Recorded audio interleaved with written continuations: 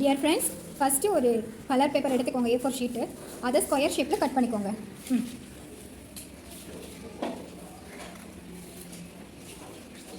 Square ஷேப்பாக cut பண்ணதுக்கப்புறம் ஆப்போசிட்டாக மடிச்சுக்கோங்க. ரெண்டு கார்னரையும் ஜாயின் பண்ணி இப்படி மடிச்சுக்கோங்க. மறுபடி சின்ன சதுரம் வர மாதிரி மடிச்சுக்கோங்க. கார்னர்லாம் கரெக்டாக நேராக இருக்கிற மாதிரி வச்சு ப்ரெஸ் பண்ணி மடிச்சுக்கோங்க. இப்போ நம்ம இதை முக்கோணமாக மடிச்சுக்கணும். எட்ஜஸ்லாம் கரெக்டாக வச்சு முக்கோணமாக மடிங்க. முக்கோணமாக மடிச்சிட்டிங்களா? இப்போ விரிச்சுக்கோங்க.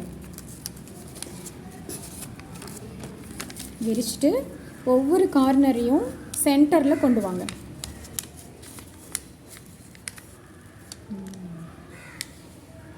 நல்லா எட்ஜஸை நீவி விடுங்க.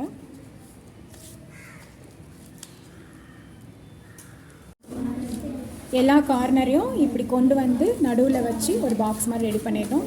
நல்லா ப்ரெஸ் பண்ணி விட்டுறணும். நெக்ஸ்ட்டு திருப்பிக்கணும். திருப்பிக்கிட்டு அதே ஸ்டெப்பை திரும்ப ஃபாலோ பண்ணணும். ரிவர்ஸில் ஒன்று செஞ்சோம்னா அடுத்ததும் ரிவர்ஸில் அதே மாதிரி செய்வோம்னு சார் சொல்வார் இல்லையா, அது மாதிரி.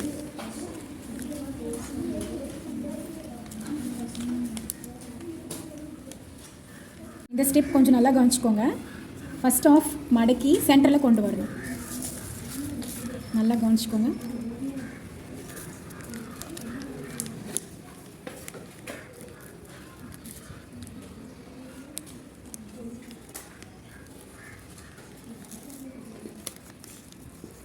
திரும்ப அதே மாதிரி 4 பக்கமும் பண்ணுறாங்க.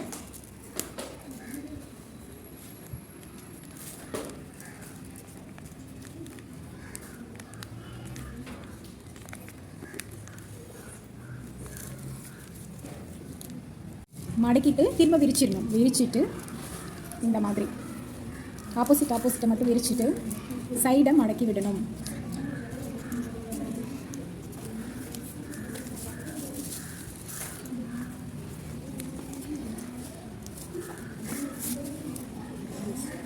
இந்த ஸ்டெப்பை கொஞ்சம் கேர்ஃபுல்லாக கவனிச்சுக்கோங்க.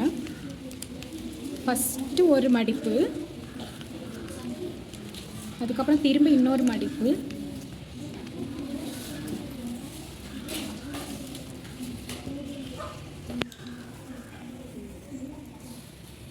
இந்த ஃபோல்டிங்ஸ் நம்ம கரெக்டாக ஃபோல்டிங்ஸ் வந்து உருவாக்கிட்டு அதுக்கப்புறம் இப்போ தான் ரொம்ப இம்பார்ட்டண்ட்டான ஸ்டெப் இருக்குது. ரொம்ப நல்லா கவனிச்சுக்கோங்க.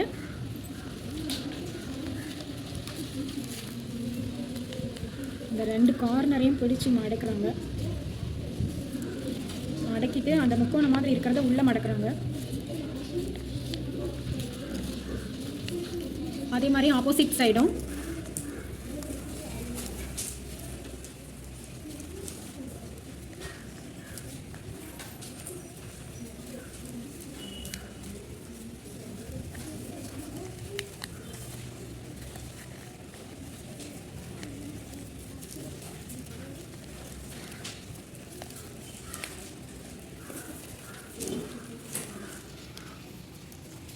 பெட்டி ரெடி.